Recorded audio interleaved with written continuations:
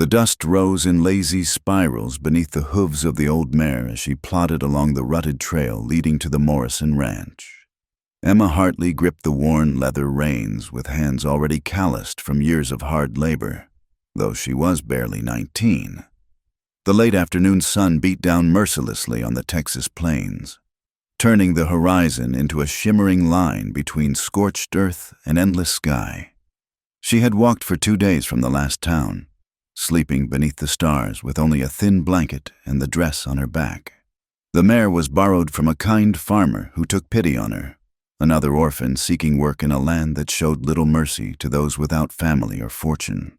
The Morrison ranch sprawled before her like a small kingdom carved from the wilderness. Whitewashed fences stretched as far as the eye could see, enclosing vast herds of longhorn cattle. The main house stood proud against the landscape, 2 stories of solid timber and stone, with a wide wraparound porch that spoke of wealth and permanence in a world where most lived in sod houses or rough-hewn cabins. Emma's stomach tightened as she approached the iron gates.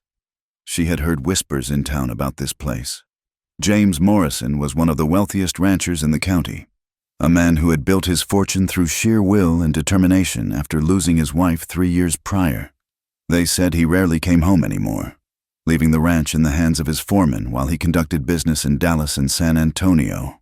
The housekeeper who answered the door was a stern woman named Mrs.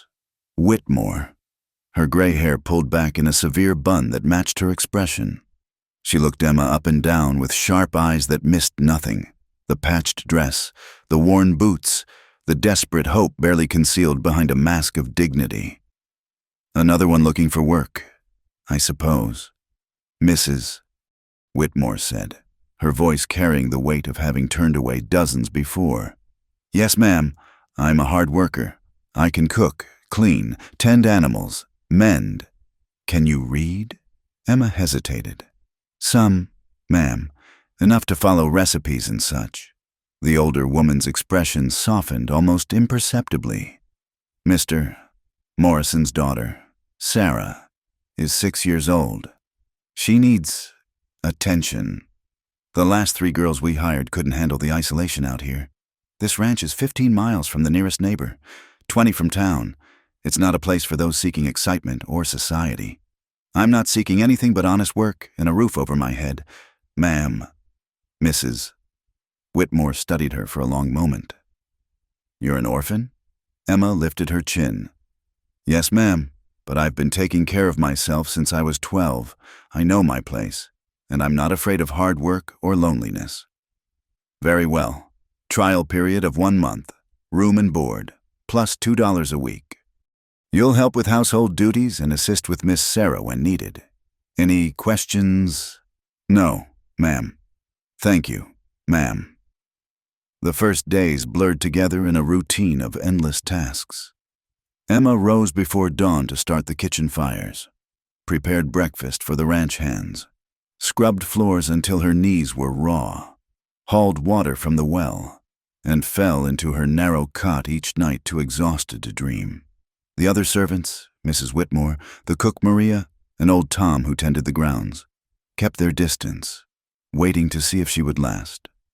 It was on her 5th day that she first properly met Sarah Morrison. The child appeared in the kitchen doorway like a small ghost, her dark hair tangled and her nightgown dragging on the floor. Emma was kneading bread dough, flour dusting her arms up to the elbows. "You're the new girl," Sarah said. It wasn't a question. "Yes, miss, I'm Emma. The others always leave." The child's voice was matter-of-fact, but Emma caught the sadness beneath it. "Mrs. Whitmore says it's because they're weak. Papa says it's because the ranch is cursed since Mama died." Emma's hands stilled in the dough. "Do you believe that? About the curse?" Sarah shrugged, a gesture too world-weary for a 6-year-old. "I don't know. Sometimes at night, I hear Mama crying in the walls. But Mrs. Whitmore says it's just the wind." "Would you like to help me make bread?" Emma asked gently. "I could teach you how to braid the dough." For the first time, something like interest flickered in the child's dark eyes. She padded across the kitchen floor and climbed onto a stool beside Emma. Her small hands were soon covered in flour. And when she smiled, really smiled, at successfully shaping her first loaf, Emma felt something shift in her chest. From that morning on, Sarah sought her out. While Emma worked, the child would trail behind her, full of questions about everything from why soap bubbles floated to where birds went in winter, unlike the other servants who shooed her away. Emma answered patiently, making up stories when she didn't know the real answers. The house itself was a monument to absence. Mrs. Morrison's portrait hung in the parlor, a beautiful woman with Sarah's dark hair and gentle eyes. Her belongings remained untouched in the master bedroom, as if she might return at any moment. Dust sheets covered fine furniture in rooms that were never used. The silence was oppressive, broken only by the ticking of the grandfather clock and the distant lowing of cattle. In town, on her first supply run with Maria, Emma learned what others thought of her position. The general store proprietor's wife, Mrs. Crawford, looked down her nose as Emma counted out coins for flour and salt. "You're the new girl at the Morrison place," she said, loud enough for other customers to hear. "Another orphan, I hear. No family, no name, no prospects. Well, I suppose someone has to do the dirty work." Emma kept her eyes down, her cheeks burning. "Yes, ma'am. Just remember your place. Girl, Mr. Morrison is a respectable man, despite his absence. Don't go getting ideas above your station like that last one did." Walking back to the wagon, Maria muttered under her breath in Spanish before switching to English. "Pay them no mind. Nina, they are vultures, picking at others to feel important. You do good work, that's all that matters." But Emma knew it wasn't all that mattered. Not in a place like this. The frontier might have promised new beginnings, but it carried the same old prejudices wrapped in different cloth. She was nobody, worse than nobody. She was the orphan girl who scrubbed floors and emptied chamber pots, whose parents had died of fever in a traveling camp when she was too young to even remember their faces properly. Yet when Sarah climbed into her lap during the afternoon rest, begging for a story about princesses and dragons, Emma felt rich in a way that had nothing to do with money. The child was starved for affection, for the gentle touch of someone who cared. Mrs. Whitmore was efficient but cold, Maria kind but busy, and Mr. Morrison, he was a ghost who sent money and instructions but never himself. "Emma," Sarah said one evening as Emma tucked her into bed, "will you stay, please? I know Papa doesn't pay much and the house is lonely, but I need you to stay." Emma smoothed the child's hair back from her forehead, fighting the lump in her throat. "I'm not going anywhere, sweet girl. I promise." It was a promise she meant to keep, though she knew the world had a way of breaking such vows. Outside, the wind howled across the plains, and somewhere in the distance, a coyote called to its pack.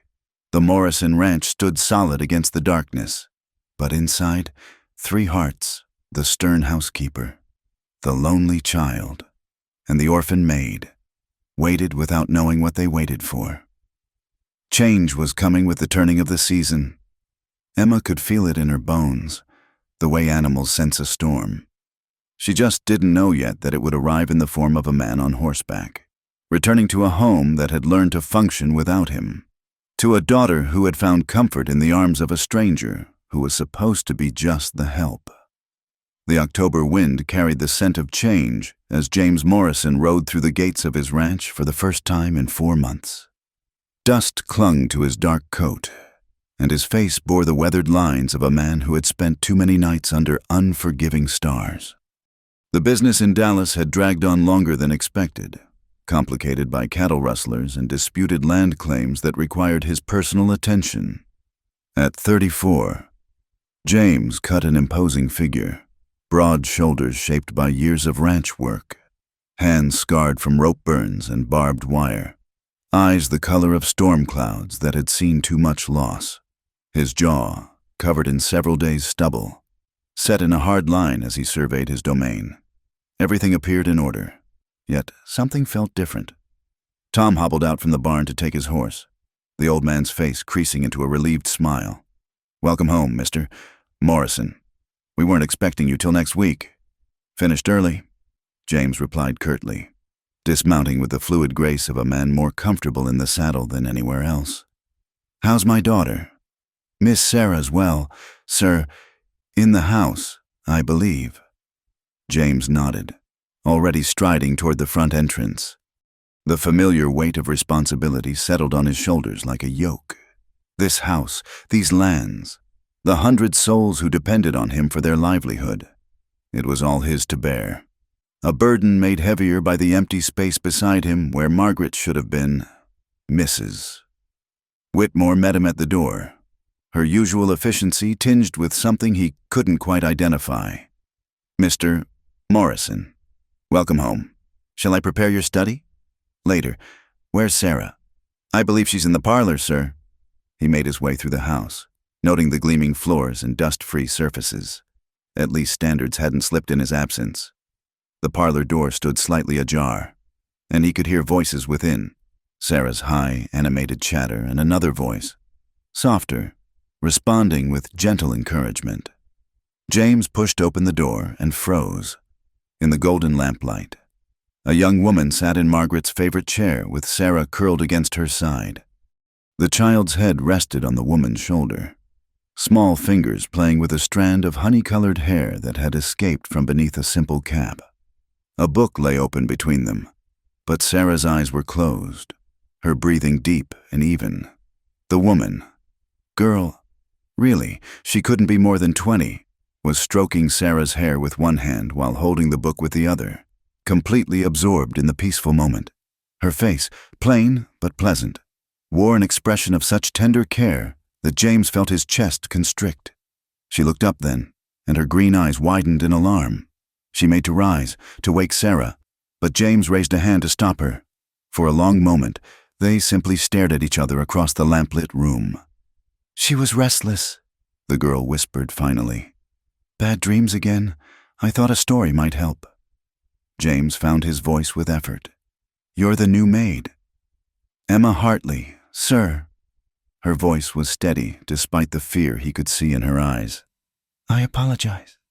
I know I shouldn't be in here, but Miss Sarah, how long has she been having nightmares?" Emma's brow furrowed slightly. "Since I arrived 6 weeks ago. Sir, sometimes she wakes calling for—" She trailed off, unwilling to speak Margaret's name. "And you comfort her?" "When I hear her, yes, sir, Mrs. Whitmore needs her sleep, and I'm often up late finishing chores anyway." James studied her more carefully. Her dress was neat but worn, her hands reddened from work. Everything about her spoke of poverty and hard labor. Yet the way she held his daughter, protective and natural, stirred something he'd thought buried with his wife. "Take her to bed," he said gruffly.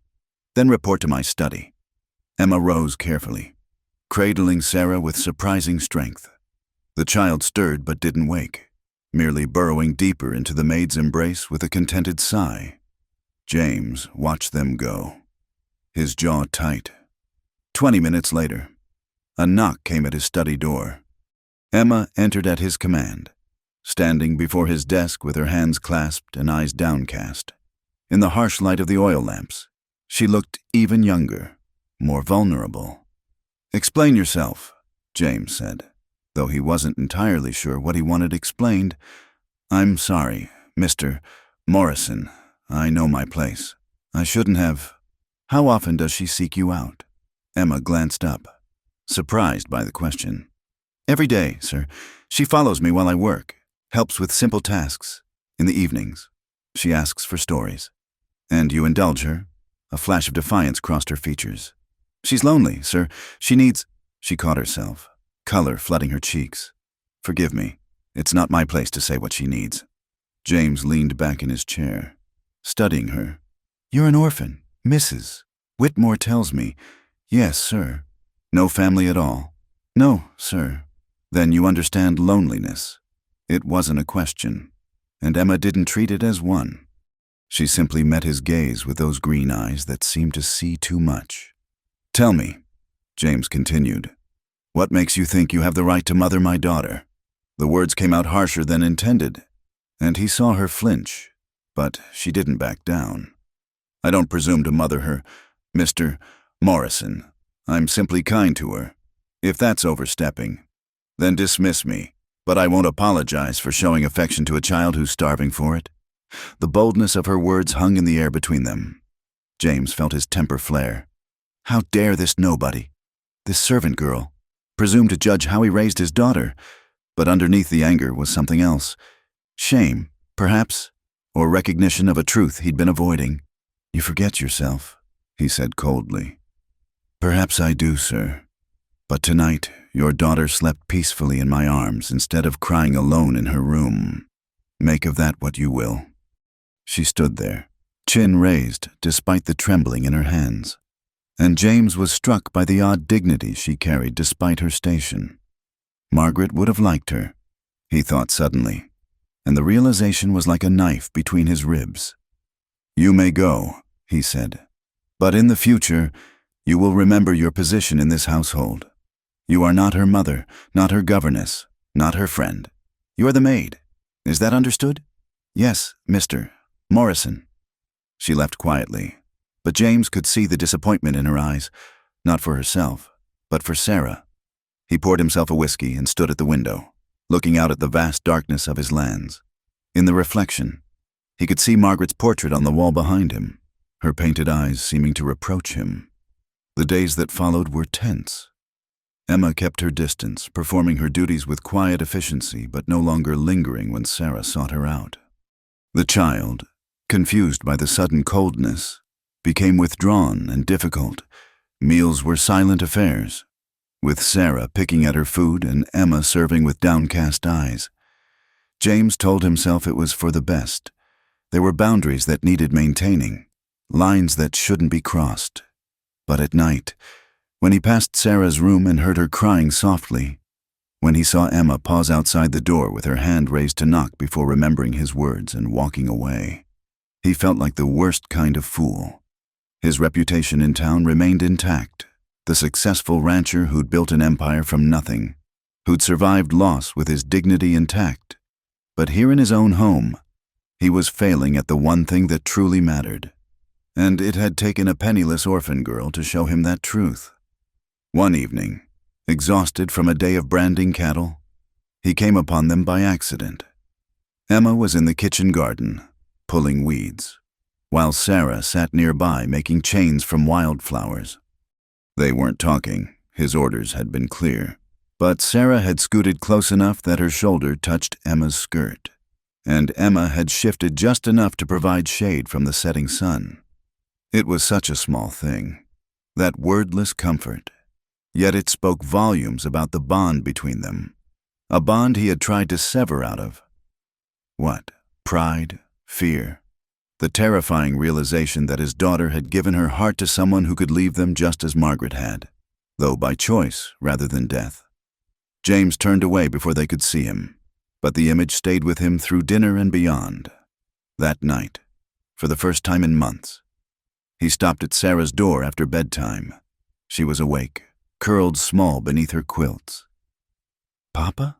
Her voice was tiny, hopeful. "Are you staying home now?"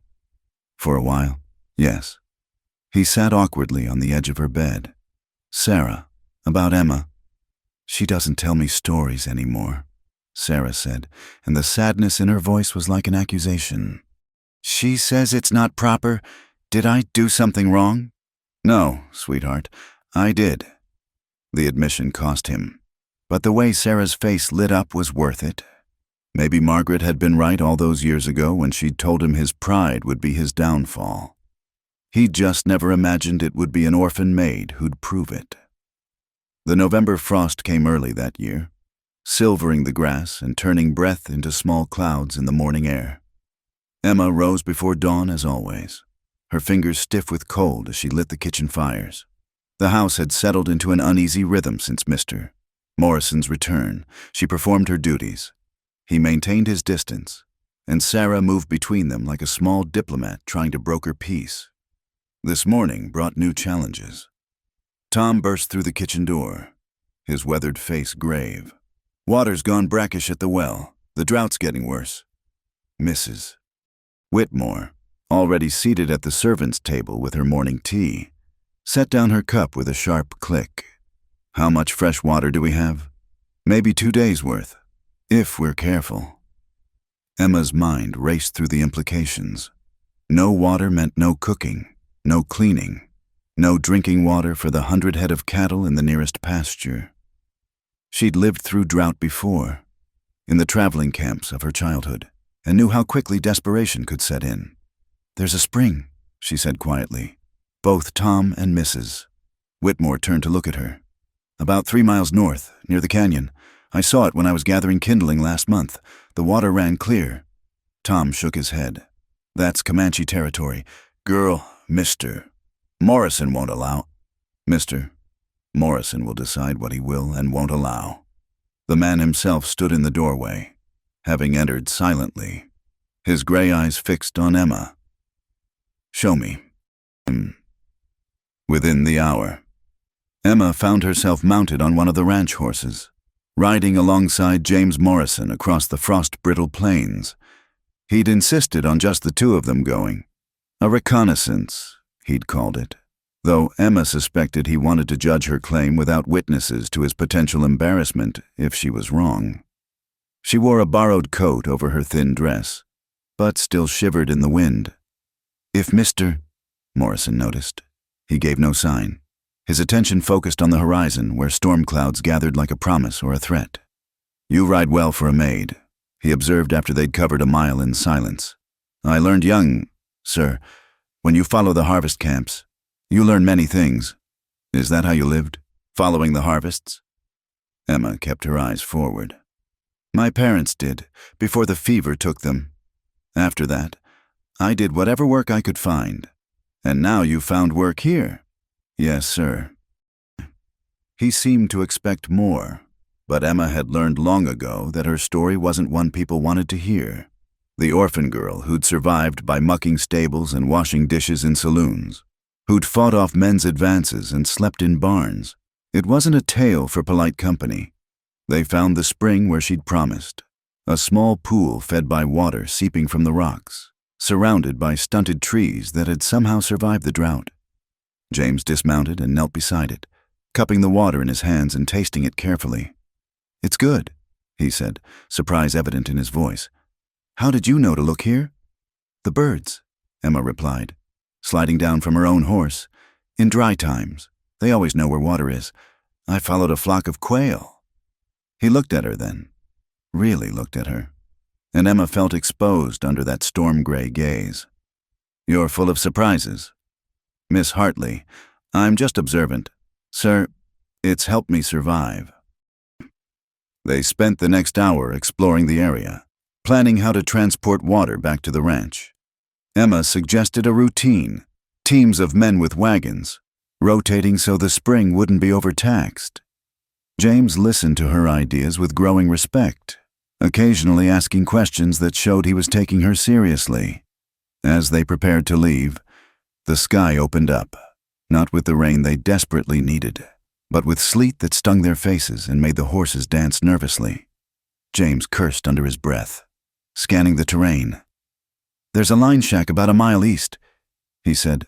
"We'll shelter there until this passes." The shack was barely more than 4 walls and a roof, built for cowboys working the far pastures. Inside, a small stove and a supply of firewood offered the promise of warmth. James worked to start a fire while Emma tended to the horses, bringing them under the lean-to attached to the shack's side. By the time she returned, shaking ice from her borrowed coat, James had a fire crackling in the stove.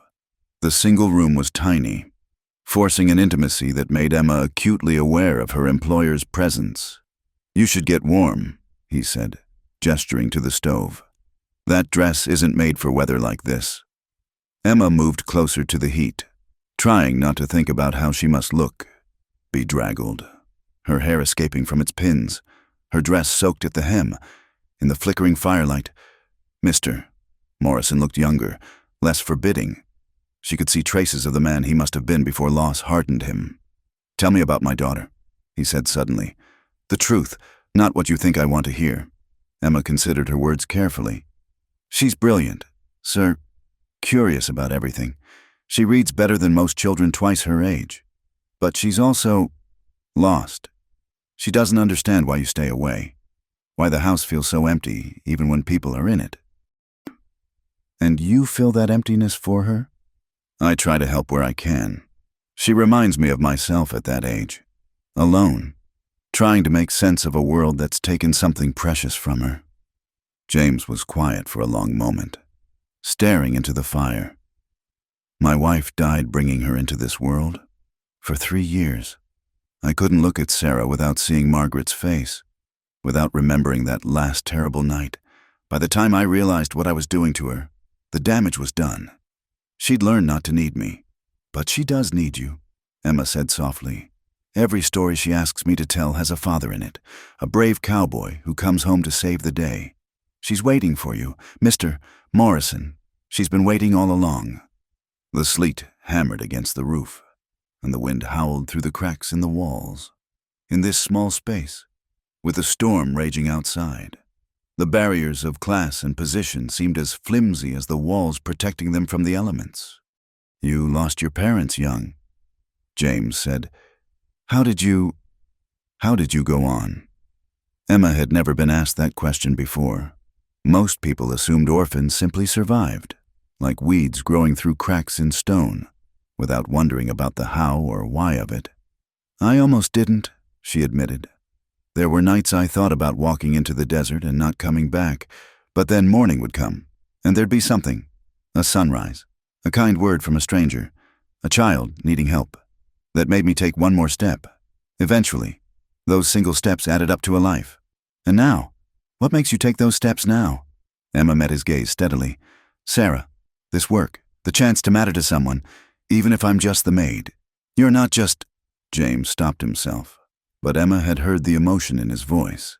He cleared his throat. The storm's passing. We should return before they worry.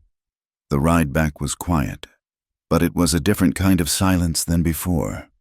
When they reached the ranch, James helped her dismount, an unnecessary courtesy that made Mrs. Whitmore's eyes widened from the kitchen window. Miss Hartley, he said before she could escape to the servants' entrance. You'll work with Tom to organize the water runs. I'll inform the men they're to follow your suggestions. Sir? You found the water. You should help manage it. He paused, then added more quietly. And you may resume your evening stories with Sarah. She needs them. Emma's heart lifted, but she kept her expression neutral. Yes, Mr. Morrison, thank you. That night, as she tucked Sarah into bed and began a tale about a brave princess who found water in the desert, she was aware of James standing in the hallway, listening. She didn't acknowledge his presence, but she made the father in the story kind and strong. Someone who learned that love was more important than pride. Later, Mrs. Whitmore cornered her in the kitchen. What happened out there today? Emma continued scrubbing the last pot, considering her answer. We found water. That's not what I mean, and you know it. Mr. Morrison looked at you differently at dinner. Be careful, girl. You're walking a dangerous path. I'm doing my job, nothing more. Mrs. Whitmore's expression softened slightly. Maybe so, but I've seen how these stories end. And it's never happily for girls like us. Guard your heart. Emma, this family has seen enough pain. Outside, the sleet had turned to snow, falling soft and silent on the drought-hardened ground. Emma stood at her small window, watching it cover the ranch in white, and wondered if Mrs. Whitmore was right, but then she thought of Sarah's smile, of James's vulnerability in the line shack, and knew it was already too late for warnings. Her heart was no longer entirely her own. The whispers started at Sunday service in town, spreading through the pews like wildfire through dry grass. Emma kept her head down, seated in the back corner reserved for servants, but she could feel the weight of curious and disapproving stares. The Morrison girl's taken quite a shine to that orphan maid, Mrs. Crawford murmured, loud enough to carry. And the father allows it. Strange doings at that ranch since the missus died. After the service, Emma tried to slip away quickly, but found her path blocked by a cluster of townswomen. At their center stood Victoria Ashford, daughter of the territorial judge, her silk dress immaculate despite the dust of the streets. She was everything Emma wasn't: refined, educated, from a family with deep roots and deeper pockets. Rumor had it she'd set her cap for James Morrison even before Margaret died. "You must be the new maid," Victoria said, her smile sharp as a blade. "How enterprising of you to make yourself so indispensable to the household." "I do my work, Miss Ashford. Nothing more." "Oh, I'm sure you do." Victoria's laugh tinkled like broken glass. "Though I wonder what dear Margaret would think, seeing a girl of your background playing mother to her daughter." Emma felt heat rise in her cheeks but kept her voice level. "I believe Mrs. Morrison would want her daughter to be cared for and loved. Any decent person would." The implied criticism wasn't lost on Victoria, whose eyes narrowed. "How presumptuous. But then, I suppose when one comes from nothing, one must grasp at whatever opportunities present themselves." "Victoria, really?" Another woman, older and kinder-faced, touched Victoria's arm. "The girl's just doing her job." "Is she, though?" Victoria's gaze never left Emma's face. "I wonder—" Emma escaped finally, her hands shaking as she climbed into the wagon beside Maria. The older woman clucked her tongue sympathetically. "Pay that one no mind. Nina, she's had her eye on El Patron for years. She sees you as competition." "That's absurd. I'm nobody, just the maid." Maria gave her a long look. "Sometimes, querida, being nobody is exactly what makes someone special. But cuidado, be careful. That woman has claws." The warning proved prophetic. Over the following weeks, Victoria Ashford became a frequent visitor to the ranch, always with some excuse, bringing preserves for the poor, motherless child, or books she thought Sarah might enjoy.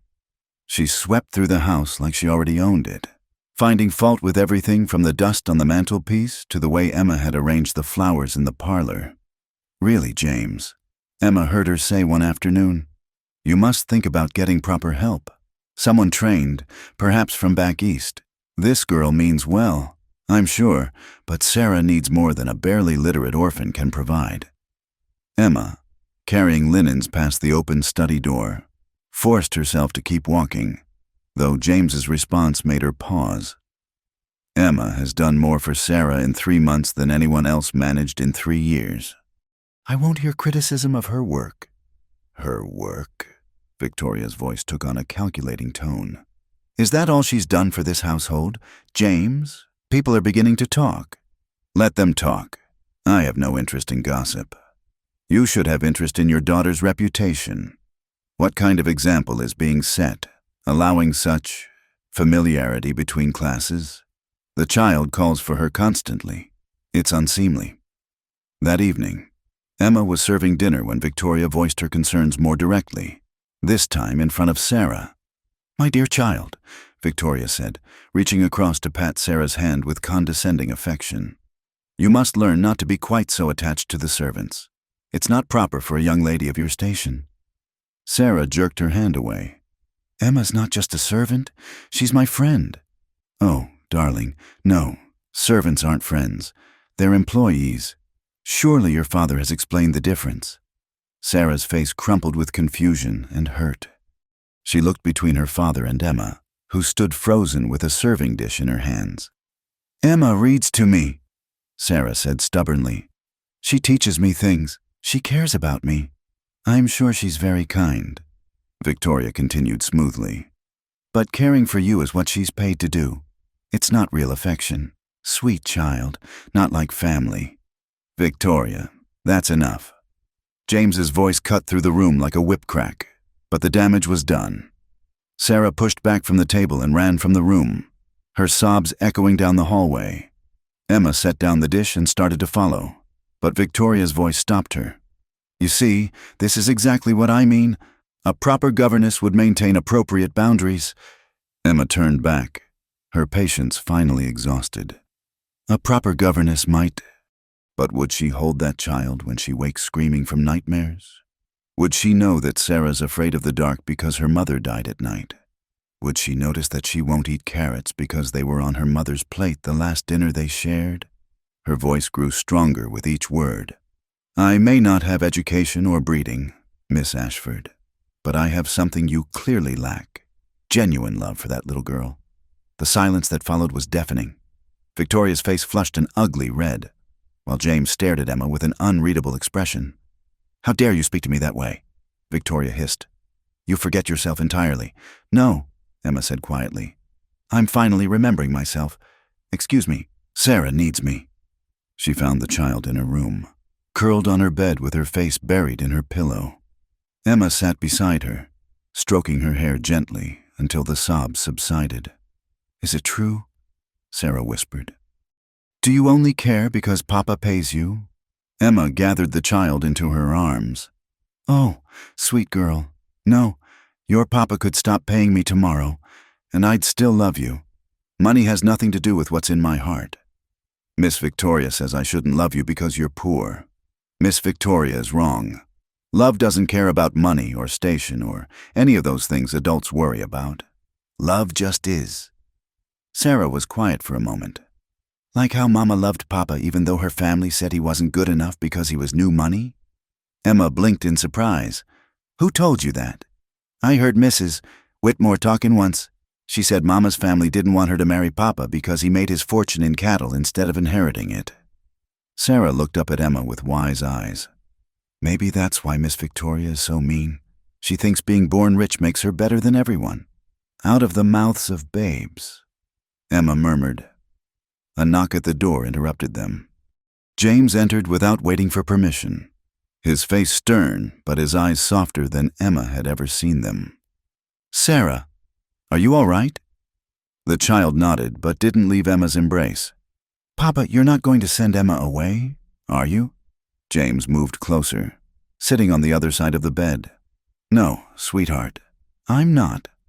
Miss Victoria says many things. That doesn't make them true. He looked at Emma over Sarah's head. Miss Hartley, I apologize for my guest's behavior. It was unconscionable. There's no need. Sir, I shouldn't have spoken out of turn. You defended my daughter, and yourself. There's no shame in that. He cleared his throat. Victoria won't be dining with us again. Sarah's arms tightened around Emma. Good. I don't like her. She smells like too much perfume and her smile never reaches her eyes.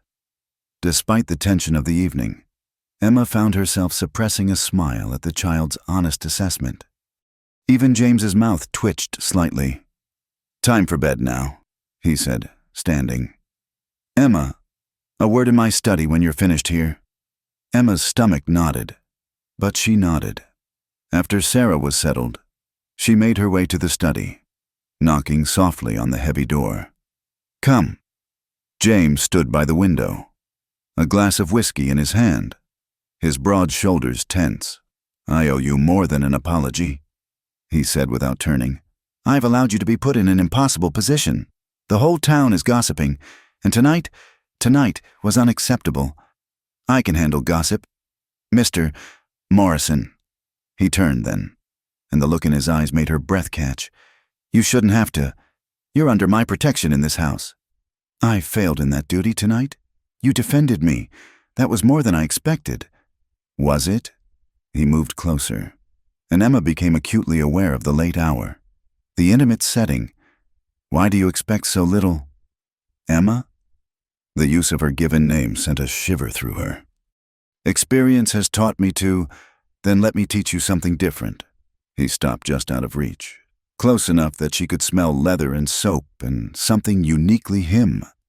You're worth more than you know. Sarah sees it. I see it too. The air between them crackled with possibility and danger. Emma knew she should leave, should maintain the boundaries that kept her safe. But something in his eyes held her in place.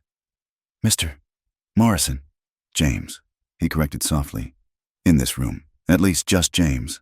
James. The name felt foreign on her tongue. This isn't wise. No, he agreed. It's not. But then, I haven't been wise since the day you walked into this house and made my daughter smile again. He set down his glass and stepped back, breaking the spell. Good night, Emma. Sleep well. She fled the study on unsteady legs, her heart pounding. In her small room, she pressed her hands to her burning cheeks and wondered what she'd gotten herself into. Outside her window, a coyote howled at the moon, and somewhere in the darkness, she heard the thunder of approaching horses. Change was coming to the Morrison Ranch, whether in the form of Victoria Ashford's vengeance or something else entirely. Emma only knew that the careful boundaries she'd built around her heart were crumbling, and she was powerless to stop it. The December cold settled over the ranch like a held breath, crystallizing the tension that had been building since Victoria Ashford's disastrous visit. Emma went about her duties with careful precision, aware that eyes followed her every movement, not just James's increasingly weighted glances, but the calculating stares of the other servants who sensed the shifting dynamics of the household. It was Sarah who inadvertently tipped the delicate balance they'd all been maintaining. One afternoon, as Emma helped Maria prepare for the Christmas gathering James traditionally hosted for the neighboring ranchers, the child burst into the kitchen with tears streaming down her face. "Emma! Emma!" She flung herself into Emma's arms, nearly knocking over a bowl of rising dough. "I told Tommy Garrett that you were teaching me to read Latin, and he said his mother says you're trying to rise above your station. He said you want to be my new mother and that Papa is bewitched." Maria crossed herself, muttering prayers in Spanish, while Mrs. Whitmore appeared in the doorway, her face grave. "Hush now, child," Emma soothed, stroking Sarah's hair. "People say foolish things sometimes, but why would they say that? Don't they know you love me for real?" The innocent question hung in the air like an accusation. Emma felt the weight of every gaze in the kitchen, Maria's sympathetic, Mrs. Whitmore's worried. And from the hallway, she sensed another presence. James stood in the shadows, having heard his daughter's distress. "Sometimes, sweet girl," Emma said carefully, "people see what they expect to see, not what's really there." "Then they're stupid," Sarah declared with 6-year-old certainty. "I wish you could be my mother. Then no one could say mean things anymore." The silence that followed was deafening. Emma's face burned as she heard James's footsteps retreating down the hall. Sarah, oblivious to the chaos she'd created, sniffled against Emma's shoulder. That evening, as Emma served dinner, James announced abruptly, "I'm considering sending Sarah to school in San Antonio after Christmas.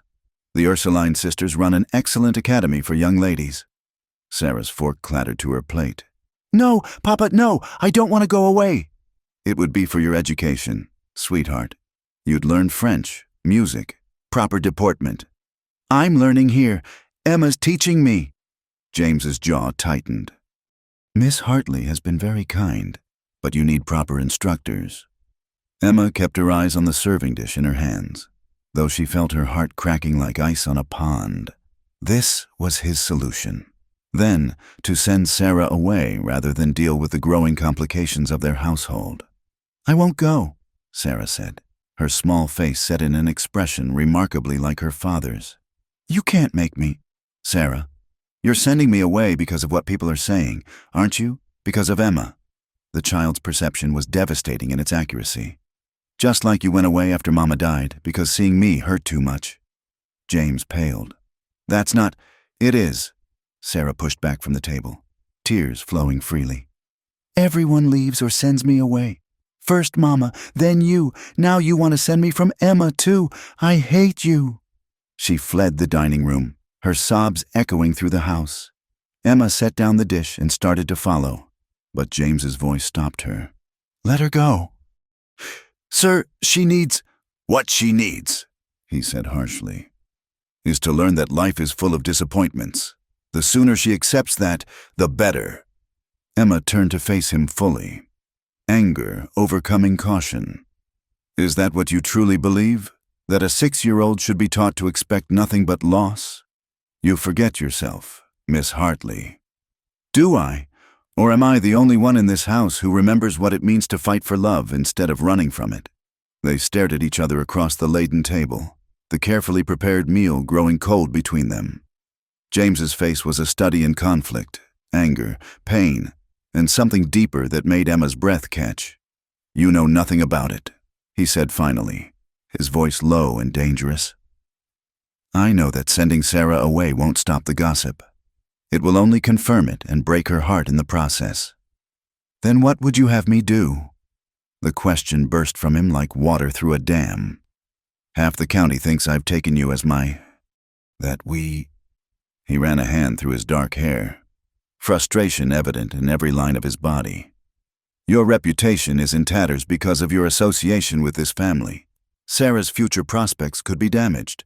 Tell me, in your infinite wisdom, how do I fix this? Emma lifted her chin. You stop being a coward.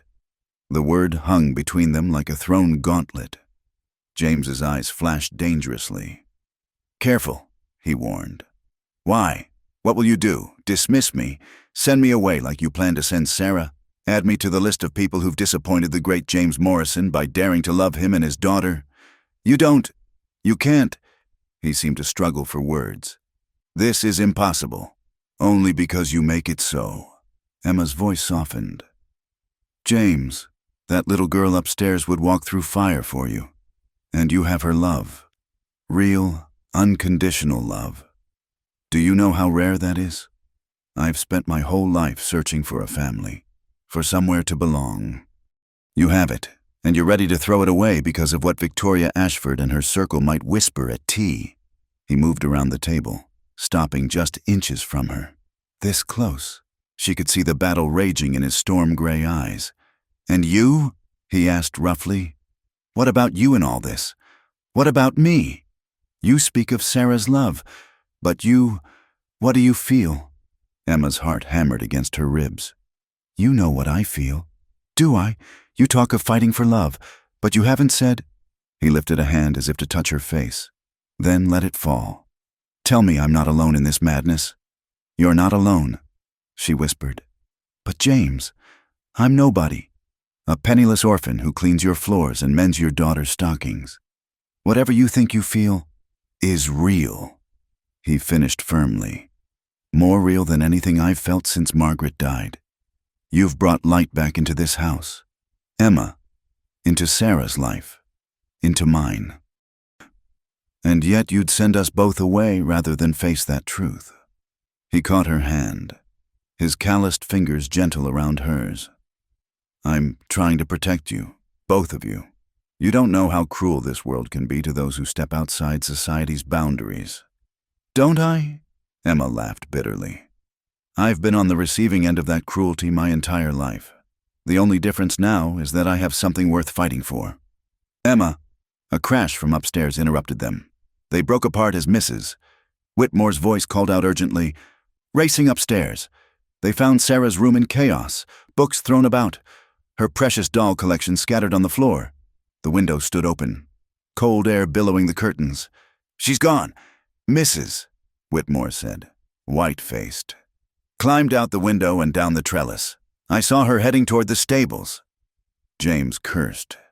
Outside, the wind was picking up, and clouds obscured the moon. A winter storm was rolling in from the north. Saddle my horse, he ordered Tom, who had appeared in the doorway. Mine too, Emma said. You're staying here. Like hell I am. The profanity shocked everyone, including Emma herself, but she stood her ground. I know where she'd go. There's a place by the creek where we sometimes sit and read. She calls it her secret fort. James looked like he wanted to argue, but time was precious. Within minutes, they were mounted and riding into the gathering storm. Tom and several ranch hands spreading out to search in other directions. Emma led the way, her heart in her throat. The temperature was dropping rapidly, and Sarah had fled without a coat. They rode hard through the darkness, calling Sarah's name, their voices swallowed by the wind. At the creek, Emma's instincts proved correct. They found Sarah huddled in the hollow of an old oak tree, shivering violently, her lips blue with cold. Sarah! James leaped from his horse, gathering his daughter into his arms. My God, sweetheart, what were you thinking? I wanted to run away, Sarah said through chattering teeth. Like you do, but I got lost and scared and cold and... She burst into tears. "I want Emma. Where's Emma?" "I'm here, sweet girl." Emma wrapped her own coat around the child, not caring that it left her in only her thin dress. "I'm right here." James looked between them, his daughter clinging to Emma. Emma's face full of desperate love and concern, and something in his expression shifted fundamentally. "Let's get her home," he said quietly. "We'll sort everything else out later." They rode back through the storm. Sarah bundled between them on James's horse. By the time they reached the ranch, snow was falling thick and fast. Mrs. Whitmore had hot water and blankets ready, and Maria prepared warm broth while Emma helped get Sarah into dry clothes. Later, with Sarah finally asleep and the storm howling outside, Emma found James in his study. He stood by the fire, still in his wet clothes, staring into the flames. "She could have died," he said without turning. "My stubbornness, my cowardice, as you rightly called it, almost killed my daughter. But she didn't die. She's safe." He turned then, and the raw emotion in his eyes took her breath away. "Thanks to you. Always thanks to you." He crossed to her in 2 strides, taking her hands in his. "I'm done running. Emma, done hiding. I don't care what the town says or thinks. You belong here, with Sarah, with me, if you'll have me." Emma's eyes filled with tears. "James, think about what you're saying. The scandal will pass, or it won't, and we'll face it together." He cupped her face gently. "I've spent 3 years living in fear of loving again, of losing again. But tonight, when I thought I might lose Sarah, I realized the only thing worse than loss is never trying at all. I love you. Emma Hartley, scandal be damned." Standing there in the firelight, with the storm raging outside and her heart finally daring to hope, Emma allowed herself to believe that maybe, just maybe, a penniless orphan could find her happily ever after with a wounded cowboy and his precious daughter. The road ahead would be difficult, she knew, but for the first time in her life, she wouldn't be walking it alone. The fever came like a thief in the night. 3 days after Christmas, Emma first noticed Sarah's flushed cheeks during their morning lessons. The way the child's usually bright eyes seemed glazed and distant. By afternoon, Sarah was burning up, her small body racked with chills that no amount of blankets could ease. "It's the scarlet fever." "Doctor," Hawkins said grimly, setting down his medical bag. "It's been moving through the valley. Lost 2 children in town already this week."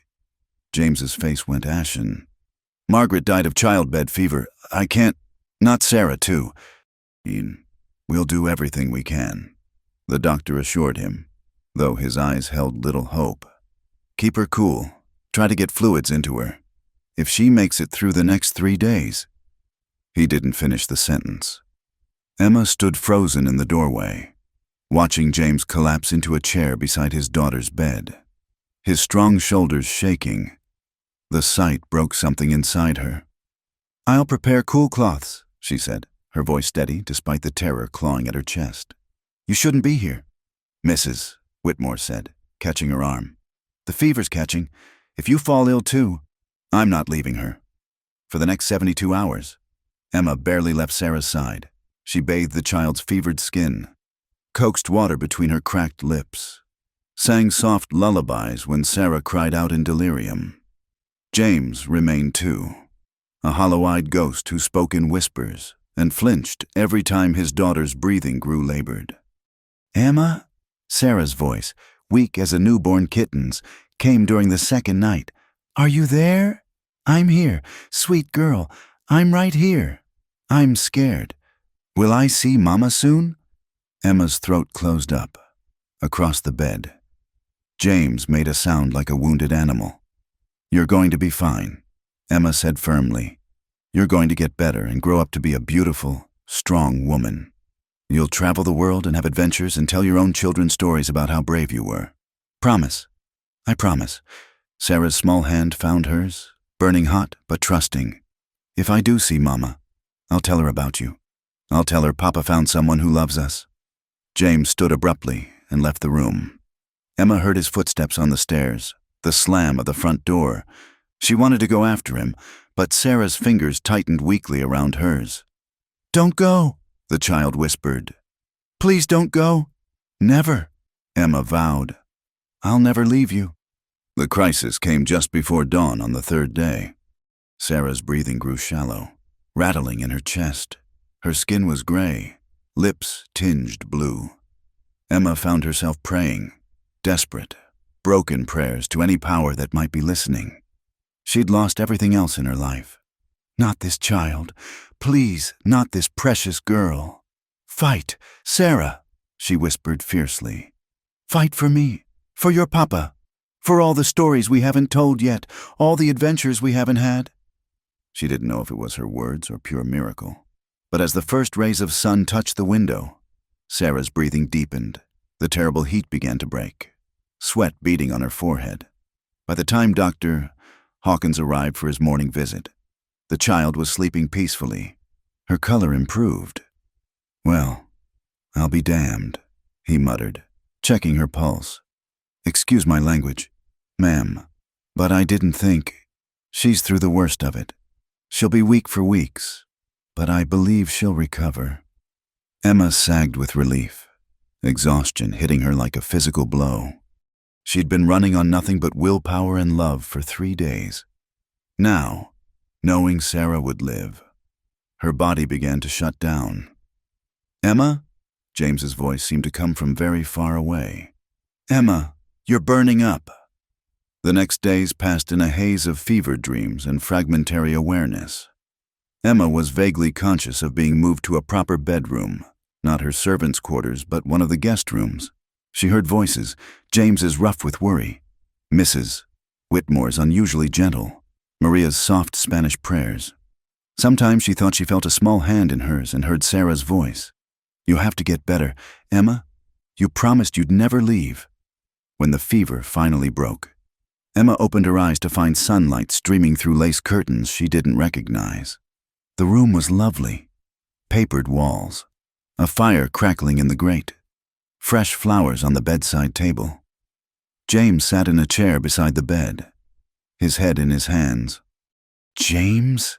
His head snapped up, and the relief on his face was overwhelming. "Emma, thank God." He took her hand, pressing it to his lips. "Don't you ever scare me like that again." Sarah is perfectly well, driving Mrs. Whitmore to distraction with her demands to see you. His voice broke. "You saved her life, and then you almost—" "But I didn't." Emma squeezed his fingers weakly. "We're both still here. When I thought I might lose you both," he shook his head, "I realized what a fool I've been, worrying about propriety, about what society thinks, when life is so fragile, so precious." He moved to sit on the edge of the bed, still holding her hand. "Emma Hartley, I don't give a damn about your birth or your station or what the gossips will say. I love you. Sarah loves you. You've become the heart of this family, and if you'll have us, have me, I want to make it official." Emma blinked, certain the fever had returned and she was hallucinating. "James, what are you saying?" "I'm saying marry me. Be my wife, Sarah's mother. Not because it's proper or expected, but because I can't imagine a life without you in it. The town can go hang. We'll face them together. Your business associates will learn to respect my choice, or they can find other partnerships." "James, say yes," he interrupted, his gray eyes intense. "Just say yes." Emma thought of all the reasons she should refuse. The scandal, the social divide, the certainty of being snubbed by polite society. Then she thought of Sarah's trusting hand in hers, of this man who'd sat by her bedside as devotedly as she'd sat by his daughters. She thought of the family she'd found in this house, the belongings she'd searched for her whole life. "Yes," she whispered. James's kiss was gentle, mindful of her weakened state, but full of promise. When he pulled back, they were both crying. "Papa!" Sarah's voice came from the doorway. She stood there in her nightgown, still pale from her ordeal but smiling brightly. "Did she say yes? Is Emma going to be my mama?" "Come here, sweetheart," James said, helping her onto the bed. Sarah curled between them, careful not to jostle Emma. "I knew you'd get better," she said confidently. "I told everyone. I said Emma's too stubborn to die." "Sarah," James chided, but Emma laughed weakly. "She's right. Too stubborn by half." Sarah snuggled closer. "When you're stronger, can we have a wedding? With flowers and cake and everything?" "And, anything you want," James promised, his arm coming around both of them. "Mrs." Whitmore appeared in the doorway, taking in the scene with her usual sharp gaze. But instead of disapproval, Emma saw something like satisfaction in her expression. "I suppose I'll need to hire new help," she said dryly. "Can't have the lady of the house scrubbing floors?" "Mrs. Whitmore, don't argue. Girl, you've earned this happiness. Both of you have." Her voice softened. Margaret would be pleased. She always said James needed someone strong enough to stand up to him. "I believe she would have liked you very much." Later, as Sarah dozed between them and the afternoon sun slanted through the windows, James told Emma about his vigil during her illness. "I made a bargain with God," he admitted. "Told him he could have everything, the ranch, the money, all of it, if he'd just let you and Sarah live. Figured out pretty quick that none of it matters without the people you love." "Good thing he let you keep it all," Emma said with a weak smile. "I've gotten rather fond of indoor plumbing." He laughed, the sound rusty but real. "Practical to the end. That's my Emma." "Your Emma," she repeated wonderingly. "I like the sound of that." "Get used to it. I plan on saying it for the next 50 years at least." Outside, snow began to fall again. But inside the Morrison house, warmth had returned. The master bedroom would be aired out, the dust sheets removed from the parlor, the silence banished by laughter and love. There would be challenges ahead, Emma knew that. The town gossips wouldn't be silenced easily, and learning to be a rancher's wife and mother would test her in new ways. But as she drifted back to sleep, Sarah's small hand in hers and James's steady presence beside them, Emma knew she'd already faced the hardest test. She'd opened her heart despite a lifetime of loss, chosen love despite the risk of pain, and in return, she'd gained everything. A daughter, a husband, a home. The orphan girl who'd arrived at the Morrison Ranch with nothing but the clothes on her back had found her family at last. The summons to appear before the town council arrived on a cold February morning, delivered by Sheriff Watson with an apologetic expression. Emma's hands trembled as she read the formal notice, the words swimming before her eyes. "What is it?" James asked, entering the breakfast room with Sarah bouncing beside him. Emma wordlessly handed him the paper. His face darkened as he read, jaw clenching with each line. "This is Victoria's doing," he said flatly. "She's behind this farce." "What does it say, Papa?" Sarah asked, worry creasing her young face. James crumpled the paper. "Nothing important, sweetheart. Just grown-up nonsense." But Emma knew better. The notice accused her of unduly influencing James Morrison for personal gain, of corrupting the moral standards of the community, and suggested an investigation into whether she had used unseemly means to secure her position in the household. "They're calling for a public hearing," Emma said quietly, "to determine if I'm fit to be your wife, to be Sarah's mother. Let them call for whatever they want. We won't attend. If we don't attend, they'll rule against us anyway. And James," she glanced at Sarah, then back at him. "The notice says they could seek to remove Sarah from the home if they find the environment unsuitable." The color drained from James's face. "They wouldn't dare. Victoria's father is a judge," Emma reminded him. "And half the town council are her friends or relatives. They would dare." Mrs. Whitmore, who had been listening from the doorway, stepped forward. "Then we fight, but we fight smart." The days leading to the hearing were torture. Word spread quickly through the town, and opinions divided sharply.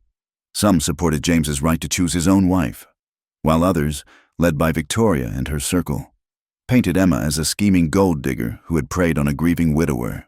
Emma couldn't go to town without facing whispers and stares. Once, someone spat at her feet as she passed. Another time, She found a cruel note tucked into her market basket. "Know your place. Trash." "Maybe I should leave," she told James one night after Sarah had gone to bed.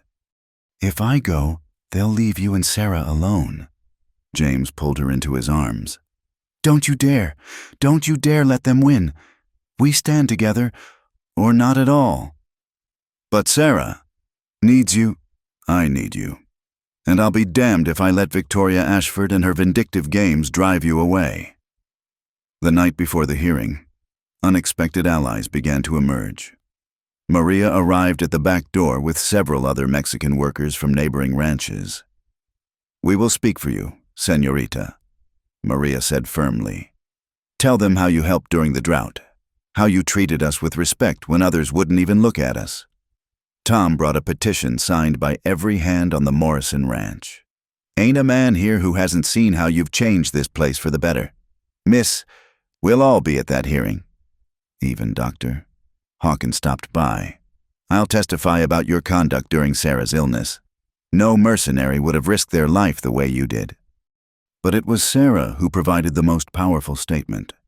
Unknown to the adults, she had written a letter in her careful child's hand. "Dear people of the town, Emma is good and kind. She reads to me and teaches me and loves me. She stayed with me when I was sick and almost died herself. Papa smiles now. He didn't smile for 3 years before Emma came. Please don't take her away. I already lost one mama. I can't lose another. Sarah Morrison." James found it the morning of the hearing, tucked under Emma's pillow with a note. "In case you need it." The town hall was packed to capacity when they arrived. Emma wore her best dress, a simple blue wool that Maria had helped her alter, and kept her head high despite the hostile stares from Victoria's faction. James walked beside her, Sarah between them, holding both their hands. Judge Ashford presided, his face stern and unreadable. Victoria sat in the front row, resplendent in green silk, a small smile playing at her lips. The proceedings began with Victoria herself taking the stand.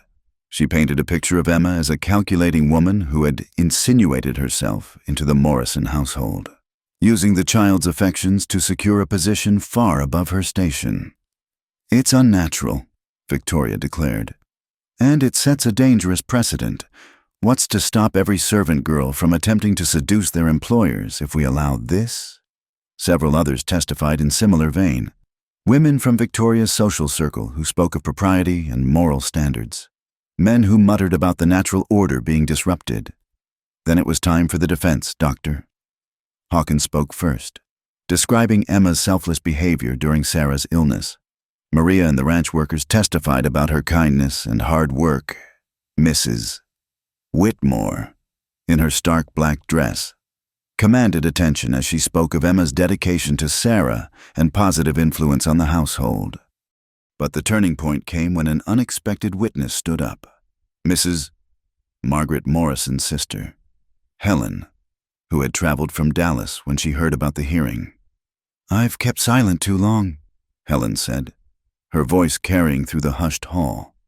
"My sister Margaret would be appalled by these proceedings. She chose James when her own family objected because he was new money, not established society.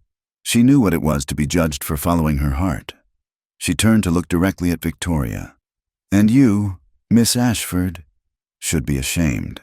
You've pursued a man who made it clear he wasn't interested, and now you seek to punish the woman he chose instead. That's not protecting moral standards. That's spite, pure and simple." Murmurs rippled through the crowd. Judge Ashford called for order, but the damage was done. Victoria's face had gone pale, then flushed red. Finally, James himself stood to speak. Emma tried to catch his hand, to tell him he didn't need to subject himself to this, but he gently pulled away.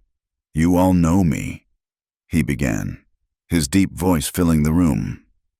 "I've lived in this county for 15 years.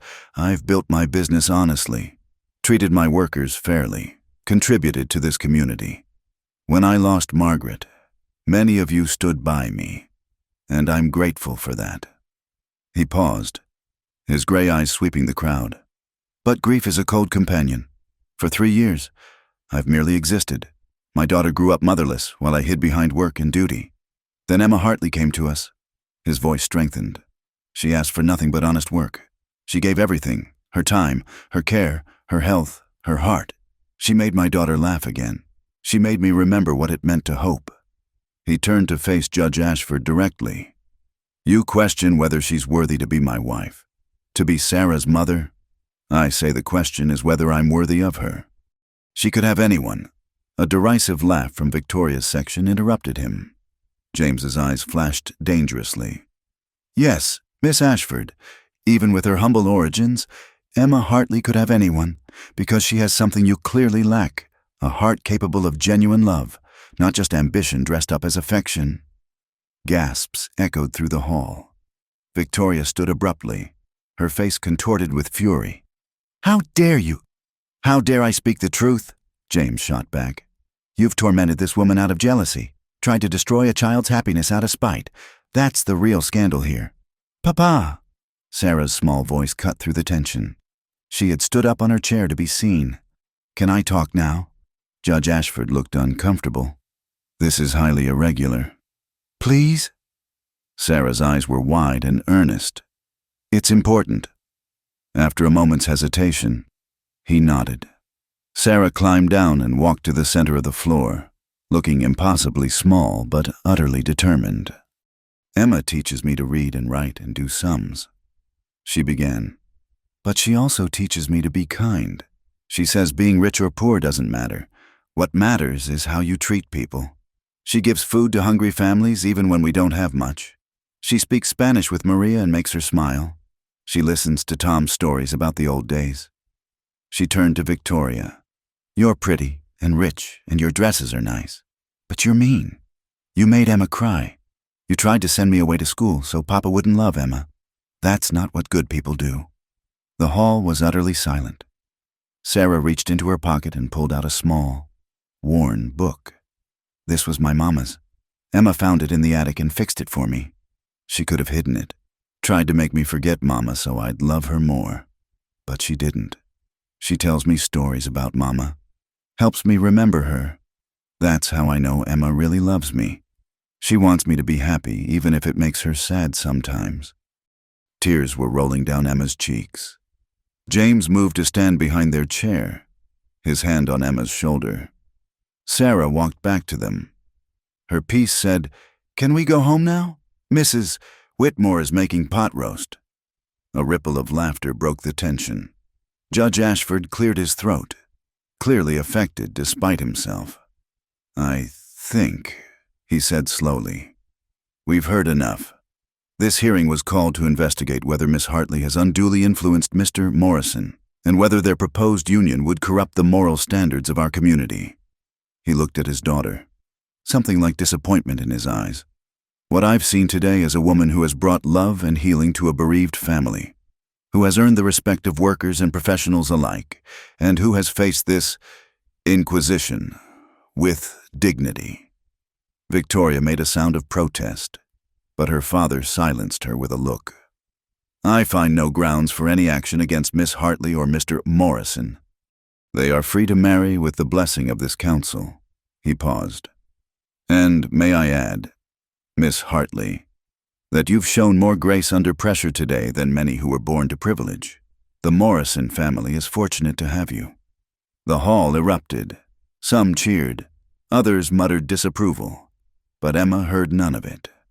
James had pulled her to her feet and into his arms, Sarah wiggling between them in a three-way embrace. "It's over," he murmured against her hair. "We won." "No," Emma corrected, looking at the two people who had become her whole world. "We just began."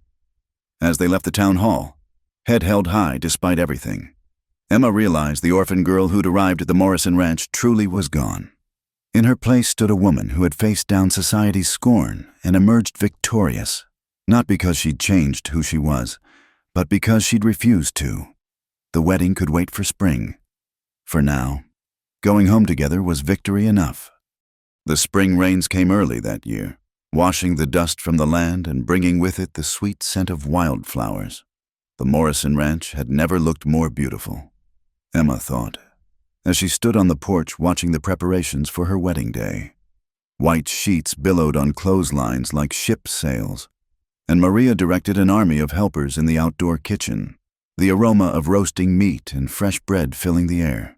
"Stop fretting, Mrs." Whitmore said, adjusting Emma's wedding dress for the 10th time. "Everything is perfect." The dress had been Margaret's, carefully preserved in lavender and tissue paper. Helen, Margaret's sister, had insisted Emma wear it. She would have wanted this. Helen had said, "For James to find love again, for Sarah to have a mother, she would have chosen you herself." Emma smoothed the ivory silk with trembling fingers. In an hour, she would walk down the makeshift aisle in the ranch's garden and become Mrs. James Morrison. The thought still seemed like a dream. "Emma!" Sarah burst through the door in her flower girl dress, blue ribbons streaming from her dark hair. "Papa says to tell you the minister's here, and Tom's been into the whiskey already, and the Garrett family brought their whole clan, including the cousins from Austin." Despite her nerves, Emma laughed. "Tell your papa I'll be ready soon. And tell Tom that Mrs. Whitmore will box his ears if he's drunk before the ceremony." Sarah giggled and ran off, her little boots clattering on the wooden floors. Emma watched her go, heart swelling with love for the child who had brought her into this family. The ceremony took place as the sun began its descent, painting the sky in shades of rose and gold. The garden overflowed with guests, not just the ranch hands and farming families Emma had expected, but also several prominent townspeople who had come to show their support after the disastrous hearing.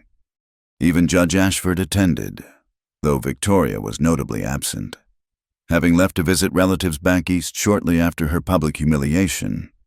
James waited at the altar erected beneath the old oak tree, looking more handsome than Emma had ever seen him in his dark suit and string tie. His eyes never left her face as Tom, serving as her surrogate father, walked her down the petal-strewn path. "Who gives this woman to be married?" the minister asked. "We all do," Tom said gruffly, gesturing to the assembled crowd of ranch workers, household staff, and friends who had become Emma's found family. "And we're right proud to do it." James took her hands, his touch steady and sure despite the emotion in his eyes. "Emma," he said, his voice carrying across the hushed gathering, "you came to us as a stranger seeking shelter. You stayed to become our salvation. You taught me that love isn't about what we deserve or what society expects. It's about choosing each other, again and again, in the face of any storm." Emma felt tears slip down her cheeks as she spoke her own vows. "James, I spent my life believing I was nobody, that I belonged nowhere. You and Sarah showed me I was wrong. Home isn't a place. It's the people who see your worth when you can't see it yourself. You gave me a family, a purpose, a love I never dared dream of. I promise to stand beside you, to be a mother to Sarah and any other children God may bless us with, and to fill this house with laughter and light for all our days." "The ring," the minister prompted. Sarah stepped forward importantly, carrying the simple gold band on a silk cushion. She beamed up at them both, barely containing her excitement. As James slipped the ring onto Emma's finger, the setting sun broke through the clouds, bathing them in golden light. Somewhere in the distance, a mockingbird began its evening song. "I now pronounce you husband and wife." The minister declared, "Mr. Morrison, you may kiss your bride." The kiss was tender, full of promise, and accompanied by cheers from the assembled crowd. Sarah threw her arms around them both, and, for a moment, the three of them stood embraced while their guests celebrated around them. The reception that followed was unlike anything the county had seen. Tables groaned under the weight of food: barbecued beef, cornbread, beans, pies of every description. Musicians played lively tunes on fiddles and guitars, and couples danced on the wooden platform Tom and the boys had constructed. Emma found herself passed from partner to partner, ranch hands and townsmen alike, claiming their dance with the new Mrs. Morrison. But it was the dance with James that made her heart soar, his strong arms guiding her through a waltz while their guests looked on. "No regrets," he murmured in her ear. "Only one," she replied, "that it took so long to find you." As the evening wore on, Emma noticed Sarah sitting alone on the porch steps, Her flower crown wilted but still perched on her head. Emma gathered her skirts and sat beside her new daughter. "Tired, sweet girl?" Sarah leaned against her. "Happy tired. Mama, is it all right if I call you that now?" Emma's throat tightened. "I would be honored." "I've been thinking," Sarah continued. "When I was sick, I thought I might see my first mama in heaven, but then I got better. And I was sad because I missed her, but happy because I had you. Is it okay to love two mamas?" Emma pulled the child close. "Oh, sweetheart, of course it is. Your first mama will always be special, always be part of you. I'm not here to replace her. I'm here to love you alongside her memory. Your heart is big enough for both of us." Sarah smiled and snuggled closer. "Good, because I told her all about you when I was sick. I think she sent you to us." Later, as the party wound down and guests began departing with well wishes and leftover food pressed into their hands, Emma stood with James on the porch, watching the last buggies disappear into the darkness. "Mrs.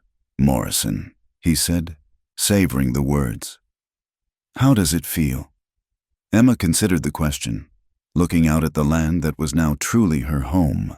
The ranch spread before them under starlight, the barns and corrals, the garden she'd helped plant, the small cemetery on the hill where Margaret rested peacefully. In the house behind them, she could hear Mrs. Whitmore directing the cleanup with her usual efficiency, Maria singing softly in Spanish, Tom's rumbling laughter from the kitchen. "It feels like coming home after a very long journey," she said at last. James pulled her close, pressing a kiss to her temple. "Welcome home, then. For good this time." A year later, as Emma stood in the same spot with James's arm around her and Sarah playing at their feet with her new baby brother, she marveled at how much had changed. The ranch prospered, the drought a distant memory. The house rang with children's laughter and the bustle of a growing family. Even the townspeople who had once scorned her now tipped their hats respectfully to Mrs. Morrison. But the greatest change was in the three people who had found each other against all odds: a grieving widower, a lonely child, and an orphaned maid who had discovered that love could indeed conquer all. Sarah looked up from where she was teaching baby Thomas to stack blocks. "Mama, will you tell us a story?" Emma smiled, settling into the rocking chair James had made for her. "What kind of story would you like?" "The one about the brave maid who saved the princess and married the cowboy." "That's a good one," Emma agreed, pulling Sarah onto her lap while James cradled Thomas. "Once upon a time, in the wild frontier of Texas, there lived a young woman who thought she was nobody special." As she spun the tale, their tale, Emma realized that every word was true. She had been just the maid, until love transformed them all. The orphan had found her family, the widower had found new love, and the lonely child had found her mother. Together, they had built something stronger than society's expectations, deeper than class divisions, more enduring than any storm, under the vast Texas sky, with her family gathered close. Emma Morrison knew she was exactly where she belonged. The girl who had arrived with nothing but hope had gained everything that mattered, and in the end, that was the greatest love story of all. The stars wheeled overhead, constant as promise, bright as hope, and on the Morrison Ranch, all was well.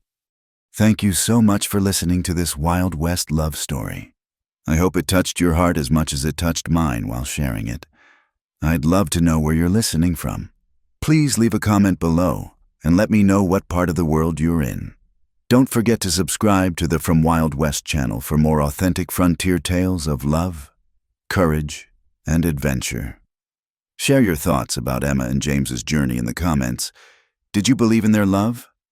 What was your favorite moment? Until next time, partners, keep riding toward your own sunset.